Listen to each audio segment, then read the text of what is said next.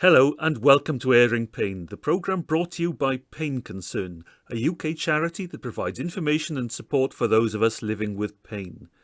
Pain Concern was awarded first prize in the 2009 NAP Awards in Chronic Pain, and with additional funding from the Big Lottery Fund's Awards for All programme and the Voluntary Action Fund Community Chest, this has enabled us to make these programmes. Pain in older adults has been an unrecognised problem.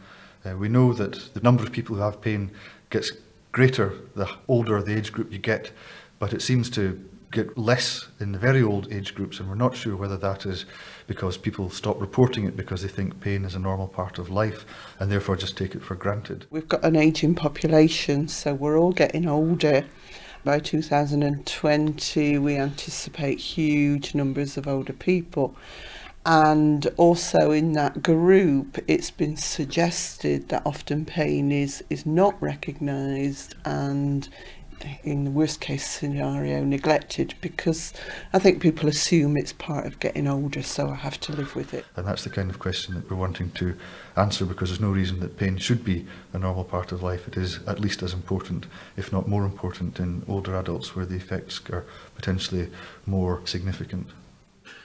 Earlier this year at the Royal Pharmaceutical Society in Edinburgh, KT Equal, that's a group of UK researchers dedicated to extending quality life for older and disabled people, hosted an event focusing on growing older with pain through innovation, creativity and development. I'm Paul Evans, and in this edition of Airing Pain, I'll be giving you a flavour of some of the issues raised. Now, the focus of the evening was a question and answer session with a distinguished panel of experts. They were Dr. Beverly Collett, who's head of the Chronic Pain Coalition and consultant in pain management at Nuffield Health Leicester Hospital; Professor Dennis Martin, who's director of the Centre for Rehabilitation Sciences at Teesside University; Professor Peter Passmore, and he's Professor of Ageing and Geriatric Medicine at Queen's University Belfast; Dr. Pat Schofield, and she's Director of the Centre for Advanced Studies in Nursing and Centre of Academic Primary Care at the University of Aberdeen; and finally there was Dr. Kevin Voles, who's Consultant Clinical Psychologist at Keele University. The event was chaired by the journalist, campaigner and former MSP Dorothy Grace Elder. Katie Green of Arthritis Care in Scotland, her question, she says, in a recent survey by Arthritis Care, more than half, 52%, of the respondents aged over 65 stated that they'd often or occasionally experienced depression as a result of their arthritis pain. Is the panel aware of other evidence about the psychological impact of pain and how pain management interventions can address this? We all know depression is very prevalent when life starts to get lower, right? Or when quality of life starts to get lower. We all know that. The good treatments that are out there, the effective treatments that are out there, offer a combined approach that get people back on track. And I think that's just as applicable to older adults who also tend to be more depressed because of, for other reasons. Of course, there's a lot of depression and it's very treatable. Dennis, do you want to comment? Yeah, I think you can probably even expand out the context of the question, that it's not just psychological, and there's psychosocial as well. Social isolation, is a big thing for older people with chronic pain, and that's something that can be addressed. In pain management? In the round, yes. Common causes of pain in the older population are things like osteoarthritis and osteoporosis, and then the associated problems such as falls and injuries and so on. So they're left with ongoing problems, i.e. chronic pain. That's panel member Pat Schofield speaking prior to this event. She's director of the Centres for Advanced Studies in Nursing and of Academic Primary Care at Aberdeen University. Now, her field of expertise is particularly relevant to the next question. Jeanette Barry from Quality Improvement Scotland, who's done some marvellous reports, helped compile these and push them forward. My concern really is for patients or residents of care homes. I think Peter mentioned that 50% of care home residents report pain. In some of the papers I read, it says that it's 85%, and yet a quick kind of trail of our own care homes reported that not many actually did pain assessment routinely, except when it came to the Liverpool Care Pathway stage, which is the last few days of life, which is extremely sad. A lot of the pain assessment tools that we use for measuring pain in the general population are not necessarily appropriate for the older population because they have difficulty in understanding the questions that we're asking. And then you add in things like confusion and so on, which makes it a little bit more complex. The first priority really is to actually talk to the family who live with that particular person, because they can observe any changes in behaviour that could be attributed to pain. Similarly, I think if you're talking about nursing home populations, the staff who work in those settings know the residents very well and also know if there are any changes in behaviour.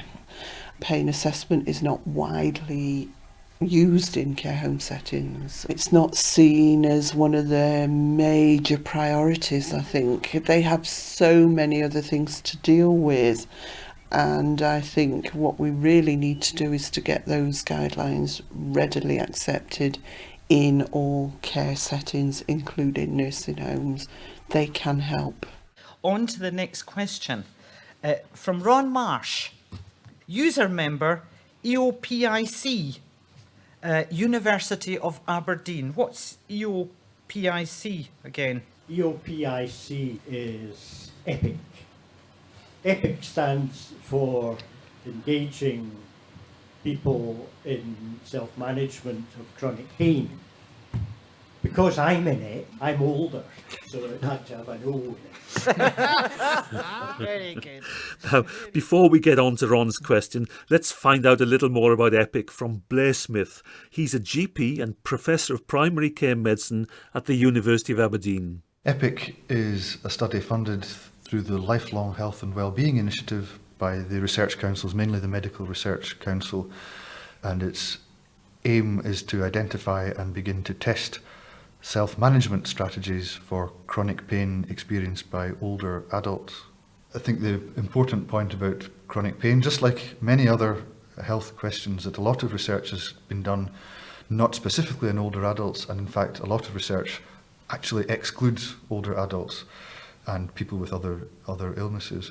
So one of the important things, if you're looking at drug trials, for example, is that almost every drug trial has excluded older adults, and yet many conditions and most of the patients that come in to me in the surgery are older adults, and therefore the evidence to support their treatment is not great. Now that's just true of when we're looking at the experience of chronic pain. Before we can identify and evaluate self-management strategies, we need to understand what the experience of chronic pain is and how people are managing it themselves already. We know a little bit about that in younger adults, but the research in older adults has not been done thoroughly, so we're looking at that just now. So we have a very active and enthusiastic and valuable group of service users, older adults who have experienced chronic pain themselves. They've arisen historically at Aberdeen, and through my colleague Pat Schofield, we've worked with older adults for considerable time and have a very active users group who've helped us to shape the research, to tell us what the research questions are, and to help us to identify what approaches to answering these questions might and might not be feasible. So then when we came to design this particular study, we had a smaller group of those who inputted into designing the protocol right from the beginning, and continue to serve on the research team with regular meetings and input and reviews of materials, and we couldn't do it without them. Hi, I'm Ron Marsh. I'm a patient that has pain through diabetes and low back pain.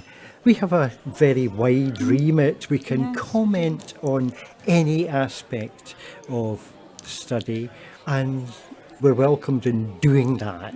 You know, it's not a case of them and us at all. We're just a group of lay people, medical researchers, medical people. Can you give me an example of how you've helped or what input you've had into their work? I think we've been able to give direct evidence of what it is like for an older person living with pain. Explain to me, as somebody who feels he's very old, mid-50s, what I can look forward to as a person in pain when I'm a little bit older. I have taken the view that the pain is just something that comes with old age. But listening to discussions like this tonight, I shouldn't really be expecting pain. You shouldn't lie down and just accept it. Accept it. Correct. Now, your question is, when will old age without pain arrive? If I can comment, I think it's back to this sort of acceptance of pain as part of your, well, it's just going to happen to you. And I mean, I don't for 1 minute believe that. I suppose where I work from is it depends on how far you go in terms of the root cause. So I will chase that. The worry for me is if people don't deal with the acute pain becomes chronic, which just becomes an entity in itself. So what does it matter? It's not at that stage relevant what the root cause was. You're just in a chronic pain with, physiology, the way it develops. So, I mean, in that situation, I think you're into psychology, explaining about the situation and what we can do in terms of alleviation.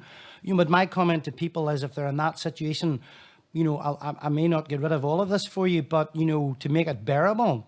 But to go back to your question, I think that, the question is if people are in pain, there is a simple why.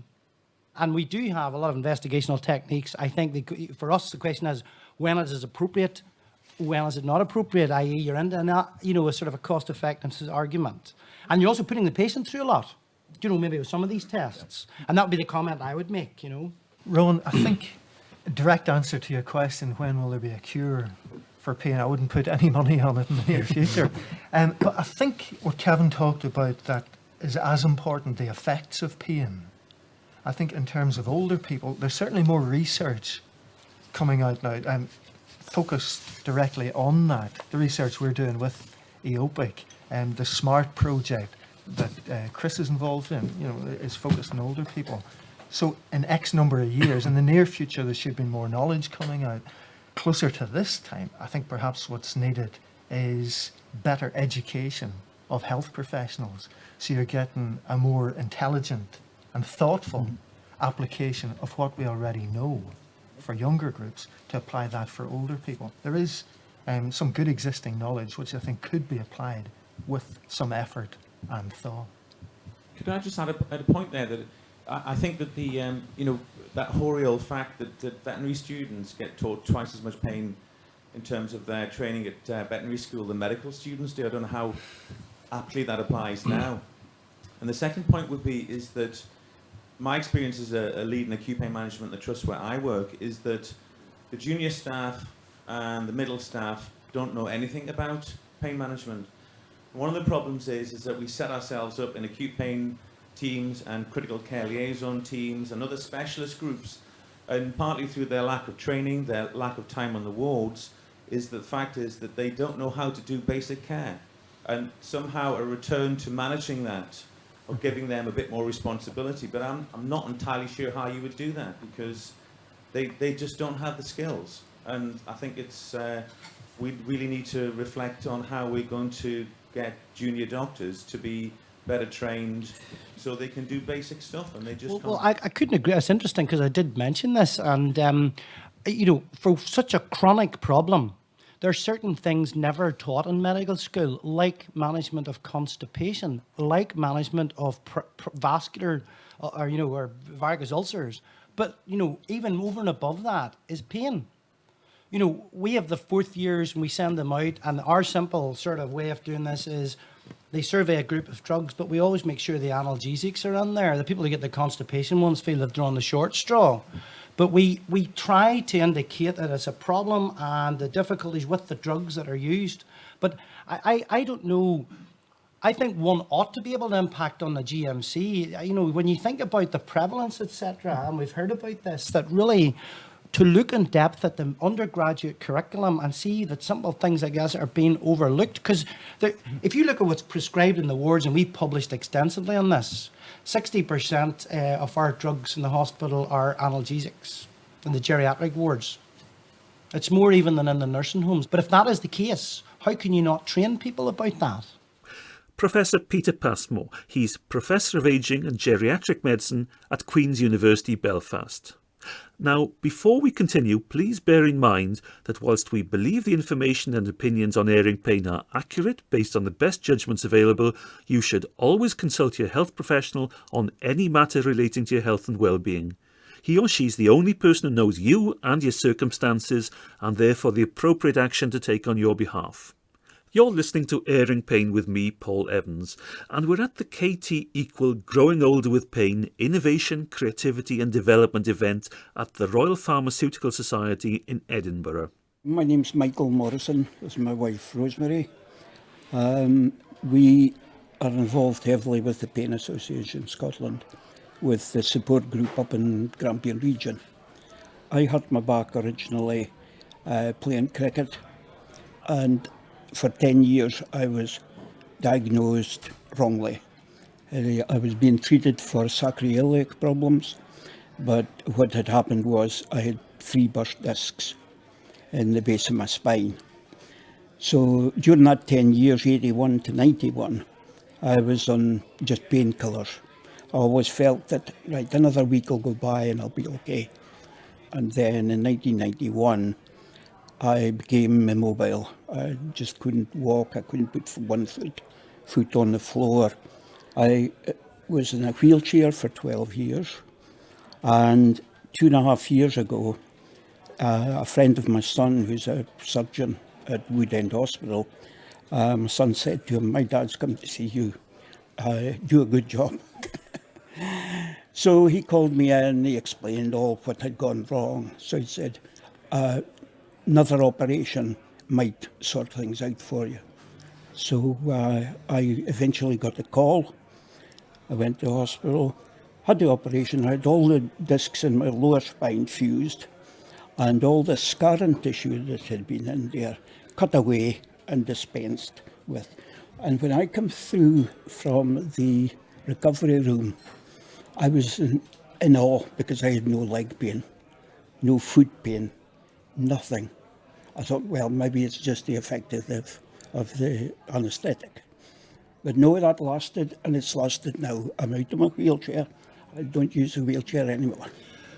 Tell me how important Rosemary was. Oh, I don't know what I would have done without her. She's been a rock as far as I was concerned, because she wouldn't let me get so low. She used to pull me up by the throat and say, "Right, you're not getting into that situation." And she was the one that pushed me and pushed me and pushed me, because I would have probably fallen the first hurdle and said, "Well, that's my lot, end of story." I wouldn't let you. I wouldn't let you. But she wouldn't have let me know.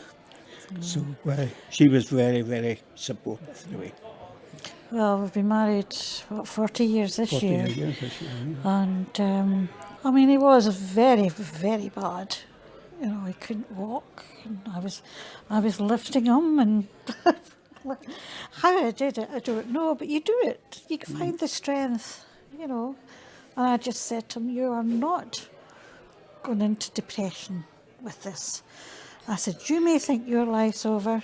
I said, "But it's not." And I said, "Mine certainly isn't." You know, I was I probably been rotten to him, but it was the only way I could get through to him, you know, because he was going into himself. Once I'd been through all the various departments at hospital, the surgeon at that time said to me there was absolutely nothing else he could suggest, apart from I could go on a residential pain management programme. So I was one of the ones that was sent from Scotland to Manchester for 3 weeks.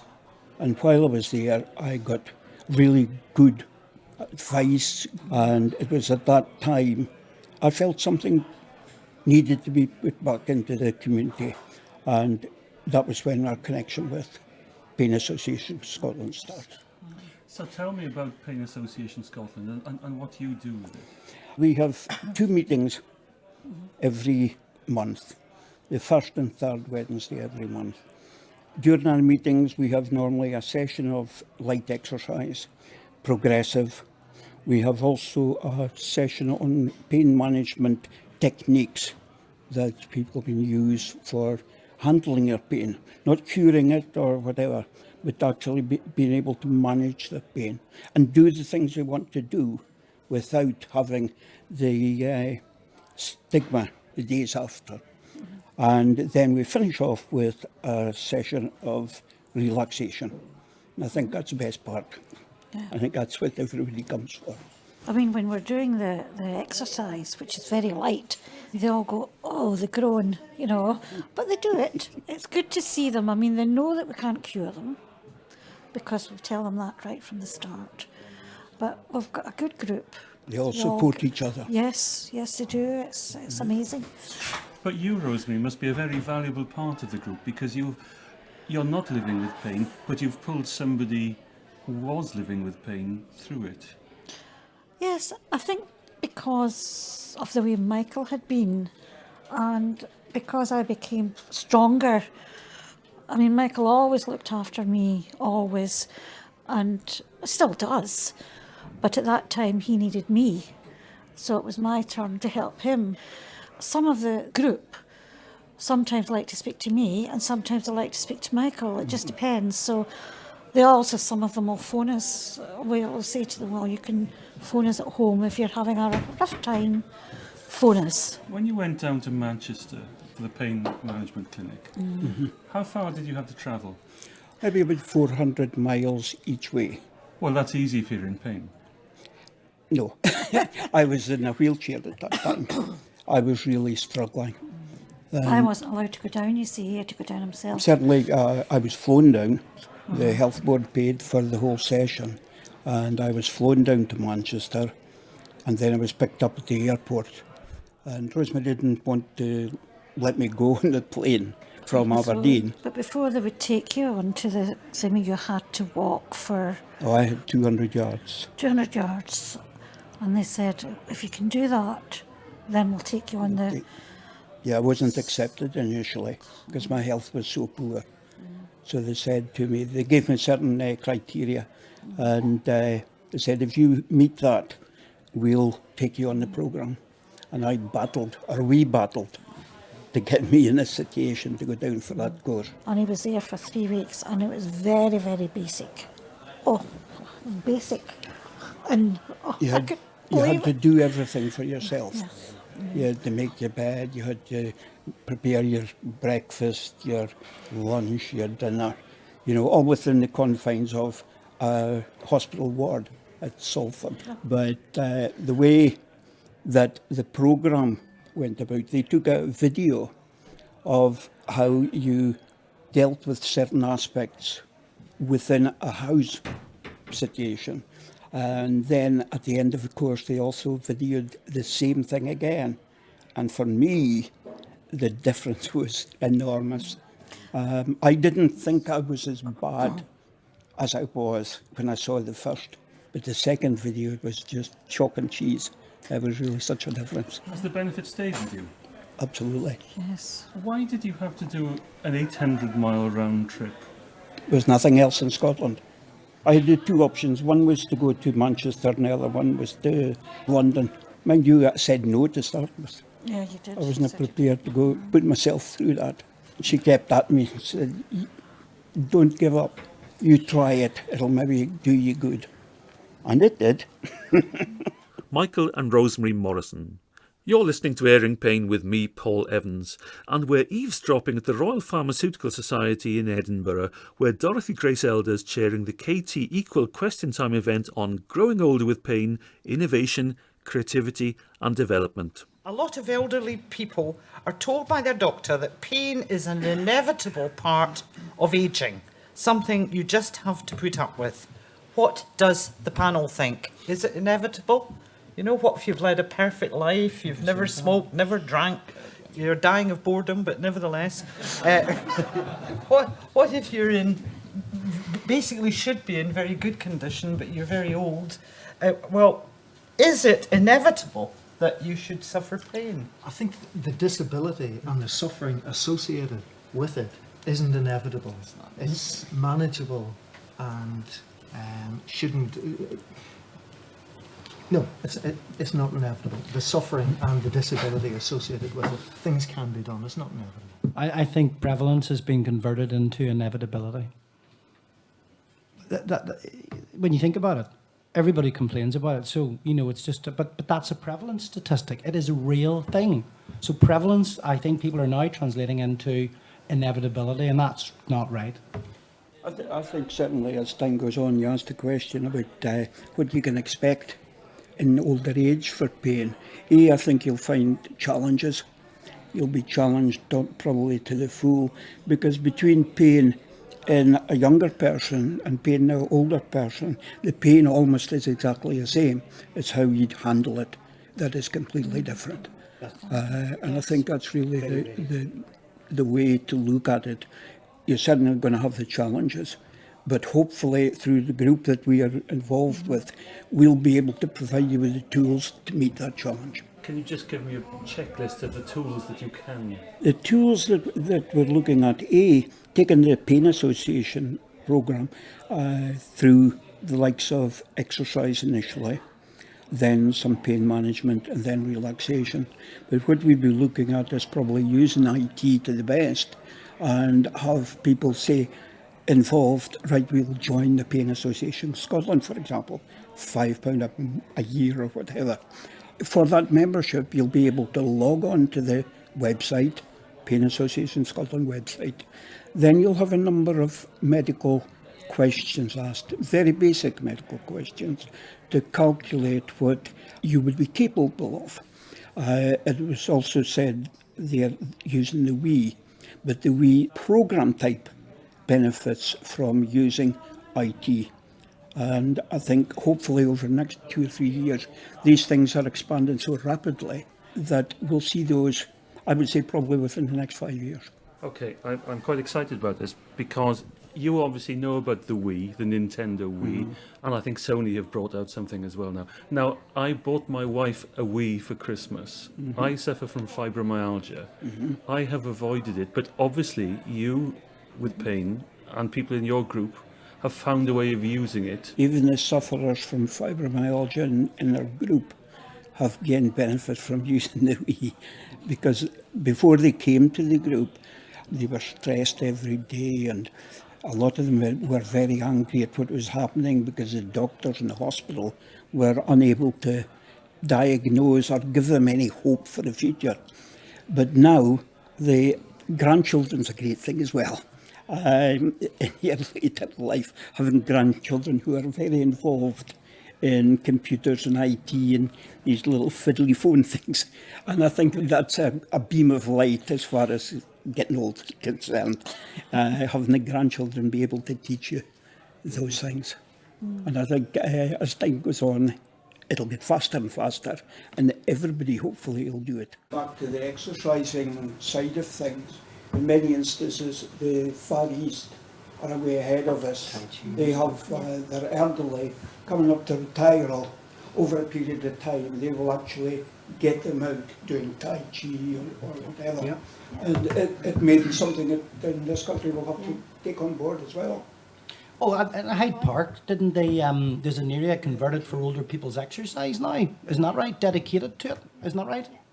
So I think you're right, it's slow to take on board, but no, seeing the people sort of cavorting around lampposts in Hong Kong, it's a great thing. It's all about the core and all, absolutely, and that in itself will have an effect on pain in old people. And that was Professor Peter Passmore, who was a panellist at the KT Equal event on growing older with pain, innovation, creativity and development at the Royal Pharmaceutical Society in Edinburgh. And he sadly brings to an end not just this edition of Airing Pain, but the series.